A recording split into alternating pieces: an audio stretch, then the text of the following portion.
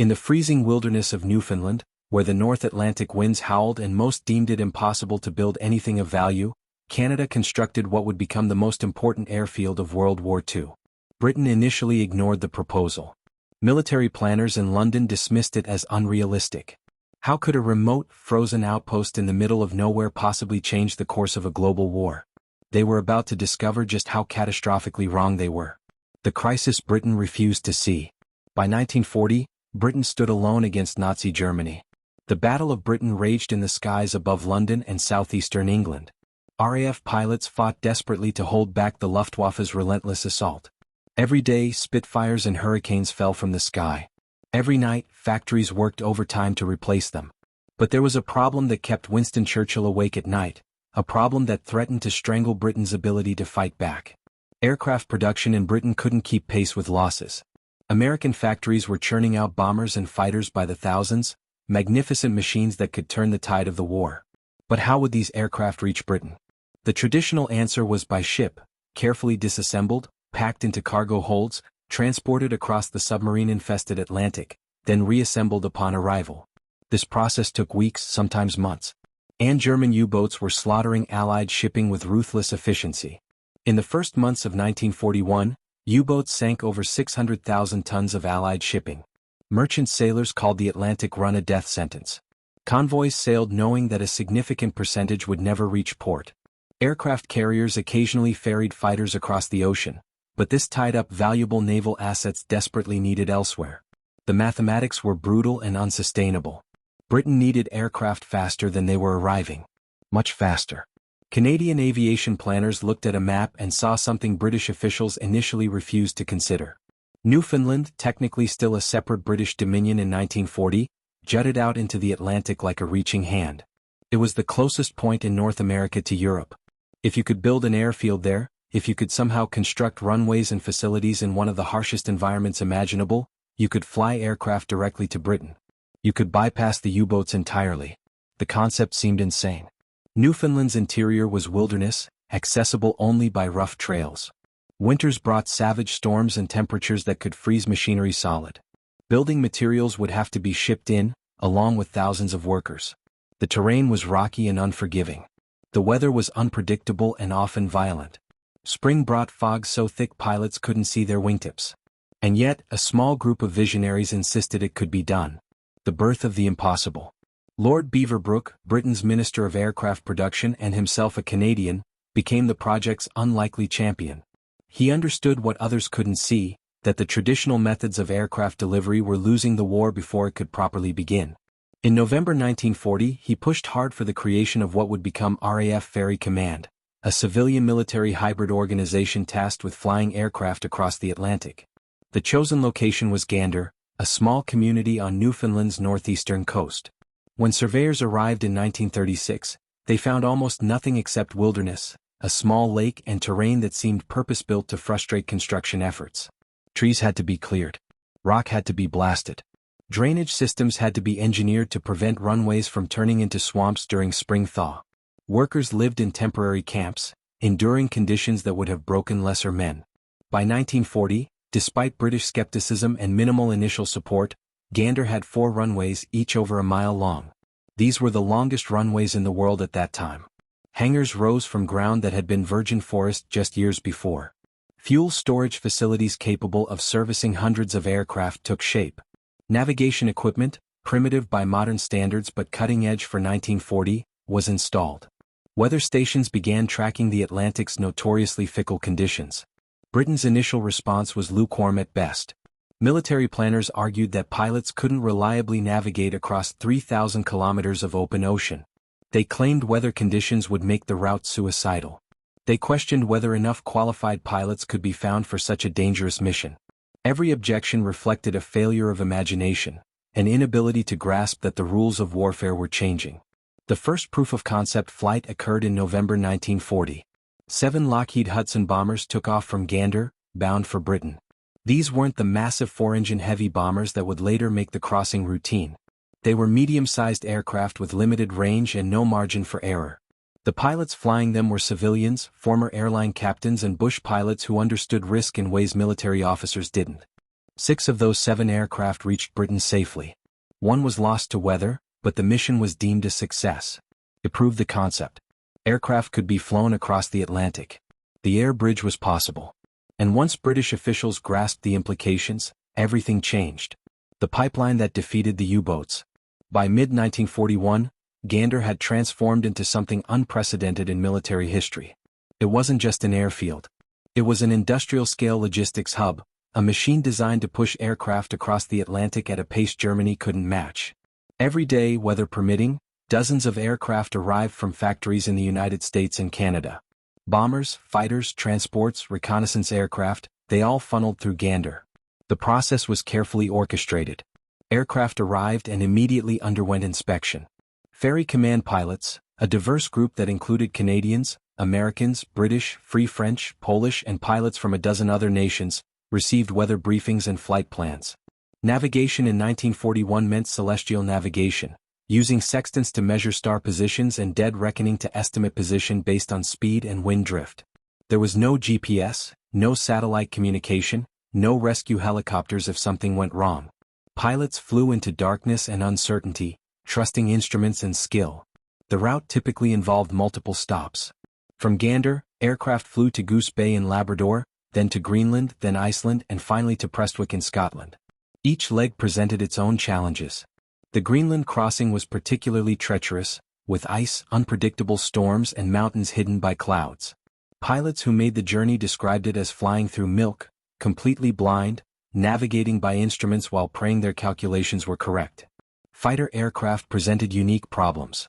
Spitfires and Hurricanes lacked the range for transatlantic flight.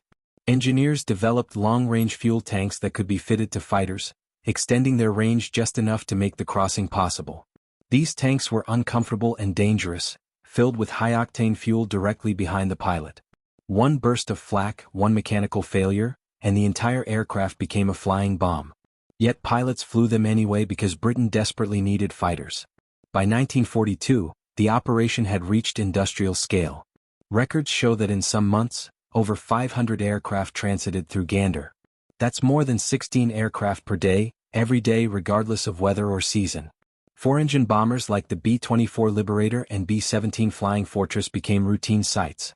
These massive aircraft, fresh from American factories, would spend mere hours at Gander before continuing to Britain, where they would join bomber squadrons preparing to strike Germany. The numbers tell a story of overwhelming success. Between 1940 and 1945, over 10,000 aircraft flew from North America to Europe via the ferry route. Tens of thousands more used Gander as a waypoint for other routes. The airfield operated around the clock, in conditions that would have grounded civilian aviation. Pilots flew through storms, through fog, through conditions that violated every safety regulation. And most of them made it. The spies who knew it was over. German intelligence was well aware of Gander's existence. They couldn't miss it. U-boat captains reported seeing aircraft flying overhead, far from any known carrier launch points. Reconnaissance flights photographed the facilities. Axis diplomats in neutral countries filed reports about the massive movement of aircraft across the Atlantic. And German spies operating in North America sent detailed intelligence back to Berlin. What they reported must have been devastating for German war planners. The scale of the operation rendered German U-boat strategy obsolete. Submarines could sink cargo ships, but they couldn't shoot down aircraft flying 6,000 meters overhead. The Allies had created an aerial supply line that bypassed Germany's most effective weapon. Every bomber that landed in Britain represented another aircraft that could strike German cities, factories, and military installations. Intelligence reports from German agents operating near Gander described the scope of construction, the number of runways, the fuel storage capacity, the constant flow of aircraft. One intercepted report, decoded by Allied intelligence after the war, described the facility as proof that Germany could not win a war of industrial attrition. The spy who wrote it understood what many in Berlin refused to accept. North American industrial capacity, funneled through facilities like Gander, would eventually crush Germany under an avalanche of steel, fuel, and explosives. The psychological impact on German leadership shouldn't be underestimated. Nazi strategic planning had always assumed that Britain could be isolated and starved of resources. The U-boat campaign was designed to strangle British supply lines, making invasion or negotiated surrender inevitable. But the ferry route changed that calculus. Britain wasn't isolated. An aerial bridge connected it directly to North American industry. As long as that bridge remained open, Britain could fight indefinitely. German efforts to disrupt the ferry route were limited and largely ineffective. Long-range Luftwaffe bombers occasionally attempted attacks on Iceland and Greenland facilities, but these were pinprick raids that caused minimal damage. Germany lacked the strategic bomber capability to strike Gander directly. It was simply too far from German-controlled territory. The facility was effectively invulnerable, protected by distance and geography in ways no fortification could match. By 1943, German intelligence assessments openly stated that the air bridge had become critical to Allied strategy.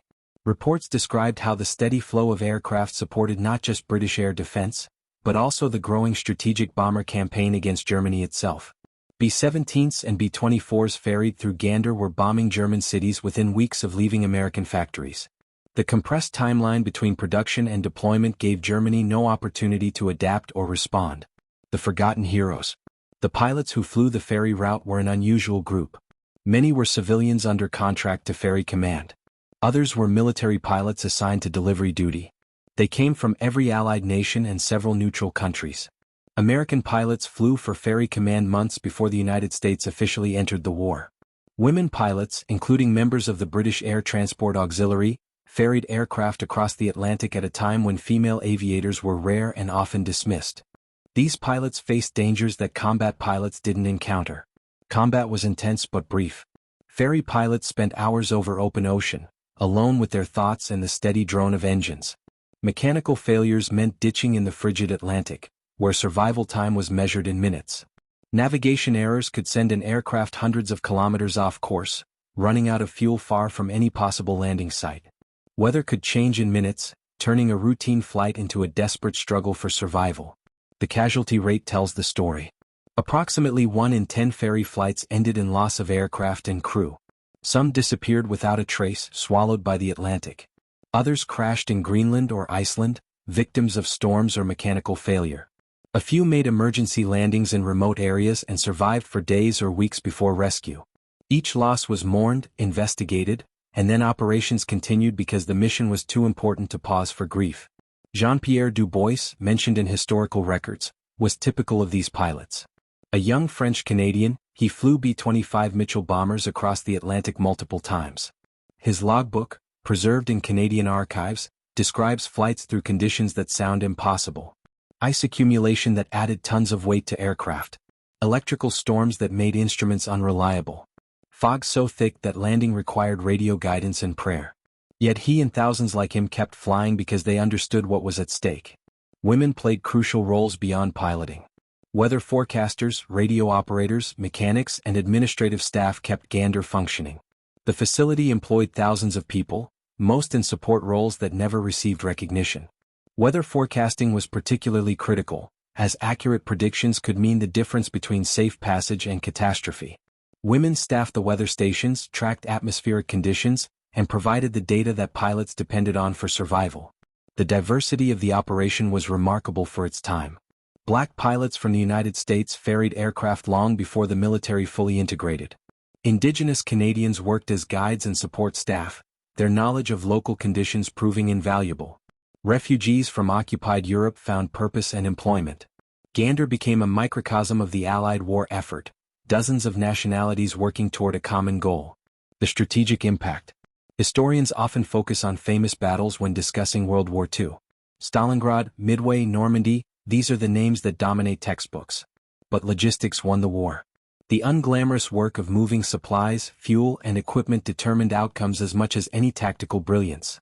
Gander represented logistics at its most effective, a solution to a problem that could have crippled Allied strategy. Consider the alternative timeline where Gander didn't exist. Aircraft deliveries would have remained dependent on shipping. U-boats would have continued sinking transport vessels. Aircraft would have arrived in Britain weeks or months later, assuming they arrived at all. The RAF's strength would have grown more slowly. The strategic bomber offensive against Germany would have been delayed or diminished. The timeline for D-Day might have shifted, with unpredictable consequences. The speed of aircraft delivery was transformative. A bomber could be completed in a California or Michigan factory on Monday, flown to Gander by Wednesday, cross the Atlantic by Friday, and be in operational service with the RAF by the following week. This compressed timeline gave the Allies a massive advantage. German aircraft production, while impressive, couldn't compete with the combined output of North American factories delivered at such speed. The ferry route also enabled the Lend-Lease program to function as intended. The United States could supply Britain and later the Soviet Union with aircraft without tying up shipping. Liberty ships could focus on tanks, trucks, food and fuel while aircraft flew overhead. This flexibility in logistics was something Germany never achieved. The Axis powers remained dependent on vulnerable supply lines that Allied forces systematically destroyed. Gander's role extended beyond aircraft delivery. The facility became a critical node in transatlantic communications. Diplomatic couriers used it. Medical supplies moved through it. Important personnel transited the facility. Winston Churchill himself flew through Gander multiple times during the war, using the ferry route to attend conferences with Roosevelt and Stalin. The airfield had become indispensable to Allied strategy at every level. By 1944, Gander's importance had reached its peak. The strategic bomber campaign against Germany was in full swing, with 1,000-bomber raids becoming routine. Many of those aircraft had passed through Gander. The preparations for D-Day required massive air superiority, and the fighters protecting the invasion fleet had flown the ferry route. When Allied forces finally invaded France, they did so under an umbrella of air power that Gander had helped create. The technology of survival. Flying the North Atlantic in the 1940s required skills and equipment that pushed contemporary technology to its limits. Navigation was the most critical challenge. Over open ocean, with no landmarks and often no visibility, pilots relied on dead reckoning and celestial navigation. Dead reckoning meant calculating position based on airspeed, heading, and estimated wind drift. Small errors compounded over hours, potentially sending an aircraft dangerously off course. Celestial navigation used a sextant to measure the angle of stars or the sun above the horizon. These measurements, combined with precise time from chronometers, allowed navigators to calculate latitude and longitude. But it required clear skies, which the North Atlantic rarely provided. Pilots often flew for hours without any ability to confirm their position, trusting calculations made before takeoff and hoping conditions hadn't changed significantly. Radio navigation was still primitive. Low-frequency radio beacons provided rough directional guidance, but their range was limited and accuracy poor. High-frequency radio allowed communication with ground stations, but only at certain distances and altitudes. Many flights crossed vast stretches where no radio contact was possible. Pilots flew into communications blackouts lasting hours, emerging on the other side hoping they were close to their intended destination. Weather forecasting in the 1940s lacked the satellite data and computer modeling that modern meteorologists take for granted. Forecasters at Gander relied on surface observations, ship reports, and pilot accounts from previous flights. They drew weather maps by hand, estimated frontal movements, and made predictions that were educated guesses more than precise science. Yet these forecasts determined whether flights launched or delayed. Get it wrong and aircraft flew into conditions that could destroy them. Aircraft modifications were crucial to the ferry operation's success. Long-range fuel tanks extended range but added complexity and danger. These tanks were often installed in bomb bays or even inside the fuselage, requiring careful fuel management to maintain proper weight distribution. Running a tank dry at the wrong time could shift the aircraft's center of gravity, making it difficult or impossible to control. De-icing equipment was essential but imperfect. Ice accumulation on wings and control surfaces could add thousands of pounds of weight and disrupt airflow, causing aircraft to stall. De-icing boots on wing leading edges could break off accumulated ice, but they required properly functioning pneumatic systems. Engine heaters prevented carburetors from icing up, a common cause of engine failure in cold conditions. Despite all precautions, ice remained a constant threat. Communication protocols evolved through hard experience. Pilots reported position when possible, allowing ground stations to track progress. If an aircraft didn't report at expected intervals, search and rescue efforts would begin, though the vastness of the Atlantic made successful rescues rare. Emergency procedures included ditching protocols, survival equipment checks, and contingency plans that acknowledged the harsh reality of what failure over the ocean meant. The human cost. For every success story there were tragedies that never made headlines. Aircraft disappeared, leaving families without answers and graves without bodies. Some crashes were discovered decades later, wreckage found in remote Greenland valleys or on desolate Icelandic mountainsides. Others vanished completely, lost in the Atlantic's depths. The psychological toll on pilots was significant. Each flight meant hours of isolation, stress, and constant vigilance. Mechanical problems that would be minor inconveniences over land became life-threatening emergencies over the ocean.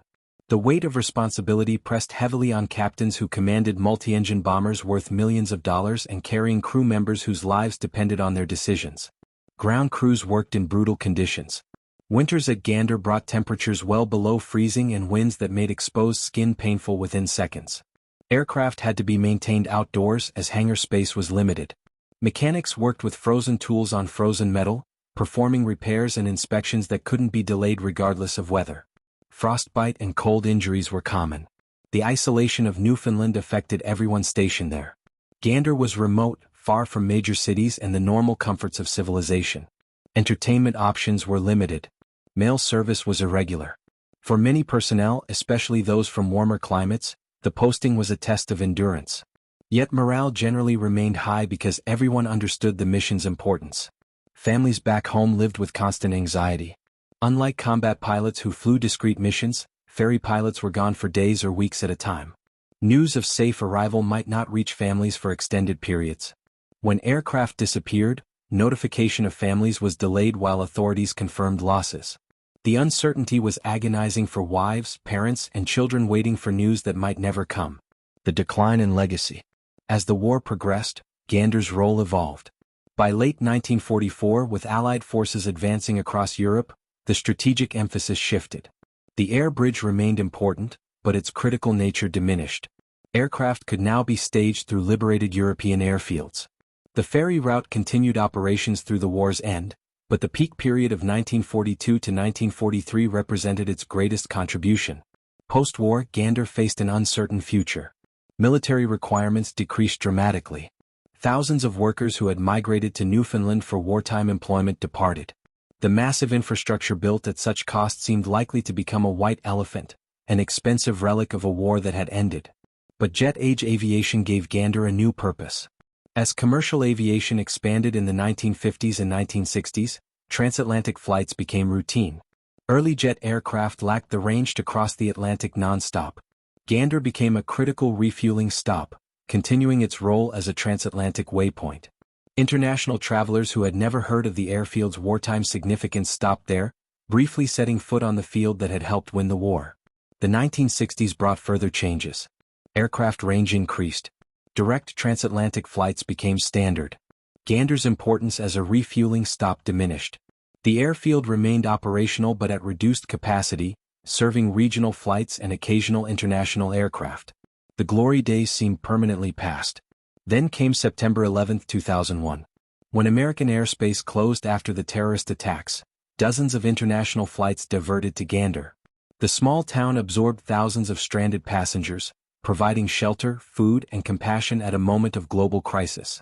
The spirit that had driven the wartime effort, the willingness to rise to unprecedented challenges, manifested again in very different circumstances. Today, Gander International Airport operates quietly, serving a fraction of the traffic that once passed through. The massive runways remain, though much of the wartime infrastructure has been demolished or repurposed. Memorials commemorate the ferry pilots and the crucial role the airfield played in Allied victory. Older residents remember the boom years when Gander was the crossroads of the world. The strategic lesson remains relevant. Logistics matter. The ability to move equipment and personnel rapidly, to adapt to changing circumstances, to solve problems that seem impossible, these capabilities determine outcomes in warfare and peace. Gander demonstrated that geography and technology, properly exploited, could overcome apparently insurmountable obstacles. What Britain should have seen. The initial British skepticism about Gander reveals institutional blindness that nearly proved catastrophic.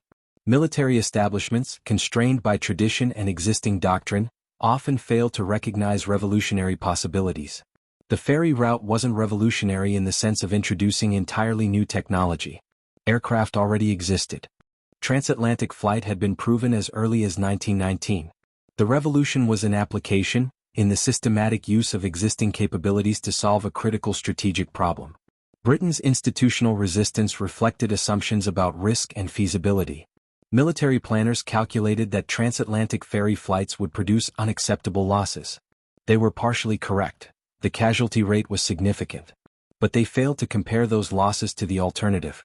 Ships carrying disassembled aircraft were also vulnerable, took far longer, and tied up maritime resources desperately needed elsewhere. The ferry route, despite its dangers, was the superior option by every meaningful metric. Canadian persistence in pushing the project forward deserves recognition. Canadian aviation officials and political leaders understood what their British counterparts initially missed. Geography matters. Newfoundland's position was a strategic asset that could be exploited. The investment required was substantial but manageable. And the potential payoff, an aerial supply line immune to submarine interdiction, was worth any reasonable cost. Lord Beaverbrook's role was crucial. As a Canadian serving in the British cabinet, he bridged two perspectives. He understood British needs and Canadian capabilities. His political position gave him the authority to push past bureaucratic resistance. Without his advocacy, the ferry route might have remained a minor experiment rather than a major strategic operation. The lesson extends beyond World War II. Modern military strategists study Gander as an example of successful strategic logistics. The ability to project power depends on supply lines. The vulnerability of those supply lines determines operational constraints. Finding creative solutions to logistics problems, as the ferry route did, can provide strategic advantages that rival any tactical innovation. The numbers that tell the story. Statistics illuminate Gander's impact in ways narrative cannot fully capture. Over 10,000 aircraft delivered to Europe via the ferry route represented billions of dollars in military equipment delivered faster and more efficiently than traditional shipping could have managed. The speed differential was transformative, weeks instead of months from factory to operational squadron. The economic efficiency was remarkable. Ferry flights cost less per aircraft delivered than shipping, once infrastructure costs were amortized. Fuel and pilot wages were expensive, but so were cargo ships, port facilities, and the naval escorts convoys required. The ferry route eliminated entire categories of cost while increasing delivery speed. Casualty rates, while significant, remained acceptable given the strategic value. Approximately 1,000 aircrew members died in ferry operations over 5 years. Each loss was tragic, but the cold calculus of war demanded comparison to alternatives. How many aircraft and crew members would have been lost if those 10,000 aircraft had shipped by sea through U-boat-infested waters? How many merchant sailors would have died? The ferry route likely saved lives in aggregate while dramatically improving strategic outcomes. The scale of operations at peak capacity was staggering. Gander was processing over 500 aircraft monthly in 1943. Ground crews serviced an average of 16 aircraft daily. Fuel consumption exceeded millions of gallons annually. Personnel requirements numbered in the thousands. This was industrial logistics on a scale that had never previously existed. The operational tempo was relentless. Weather was the only constraint that could halt operations, and even severe weather didn't always ground flights. Pilots flew in conditions that would horrify modern commercial aviators. The pressure to maintain delivery schedules meant taking risks that peacetime aviation would never accept. Yet the safety record, while imperfect, was far better than skeptics had predicted. The Forgotten Bridge. Gander's story is surprisingly unknown outside aviation history circles. Most World War II histories mention it briefly if at all. The dramatic narrative of combat, of fighters dogfighting over Britain or bombers striking Germany, overshadows the logistics that made those operations possible. Yet without Gander, British air power would have grown far more slowly, with profound implications for the war's course. The men and women who served at Gander worked in obscurity. No medals were awarded for flying a bomber across the ocean. Ground crews received no recognition for maintaining aircraft in freezing conditions. Weather forecasters went unmentioned in dispatches. The work was critical but unglamorous, and history tends to forget such contributions. Part of the obscurity stems from security concerns during the war. The Allies didn't advertise the ferry route's existence or scale. German intelligence knew about Gander, but there was no reason to provide them with detailed information about traffic volume or operational procedures. Wartime censorship kept the facility out of newspapers and newsreels.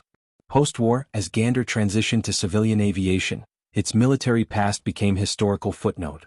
The Cold War brought new strategic priorities and new bases.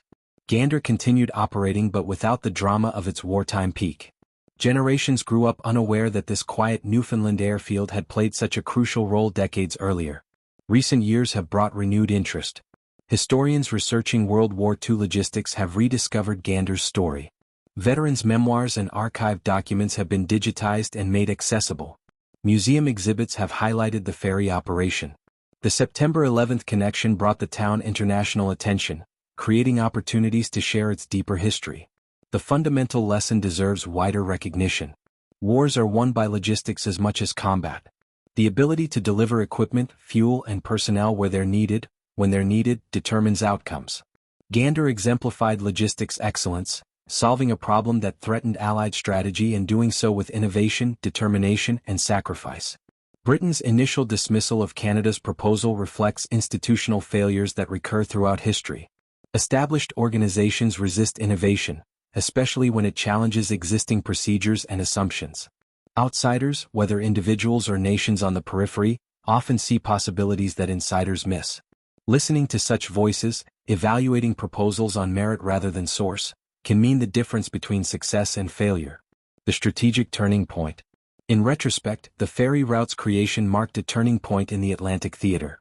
Germany's submarine campaign, while continuing to sink Allied shipping through 1943, had lost its strategic impact regarding aircraft delivery. The aerial supply line rendered U-boats irrelevant to that critical component of British military capability. German naval officers understood this, even if their high command was slow to accept it. The psychological impact on both sides was significant. Allied pilots and planners gained confidence from the reliable flow of aircraft. They could plan offensives knowing that losses would be rapidly replaced. This confidence translated into more aggressive tactical decisions, as commanders were less constrained by fears of unsustainable attrition. The ability to take risks, knowing that aircraft pipeline remained secure, was strategically valuable. Conversely, German awareness of the ferry route contributed to strategic pessimism. Intelligence reports describing the scale of operations made clear that Germany was losing the war of industrial production. Every bomber flying through Gander represented American industrial might that Germany couldn't match. The aerial pipeline was visible evidence of the resource imbalance that would eventually doom the Axis. The timing was crucial. Had Gander not become operational when it did, the period from late 1940 through 1941 might have seen British air power stagnate or decline. This was precisely when Germany still had hope of forcing British capitulation. A weakened RAF might have emboldened further German aggression. The ferry route helped Britain weather its most dangerous period. By 1943, when the strategic bomber offensive began in earnest, Gander's contribution was indispensable. The 1,000-bomber raids that devastated German cities were only possible because bombers continued flowing across the Atlantic. Each raid consumed aircraft through losses and damage. Replacement aircraft had to arrive quickly to maintain operational strength. The ferry route provided that constant replenishment. The D-Day invasion in June 1944 required overwhelming air superiority. Allied planners demanded thousands of fighters and bombers to protect the invasion fleet and support ground forces. Many of those aircraft had passed through Gander in the weeks and months before the invasion. The aerial supply line had become so reliable that planners could count on it when making calculations that would determine millions of lives. Conclusion without closure. Gander's story doesn't have a tidy ending because its influence extends beyond World War II.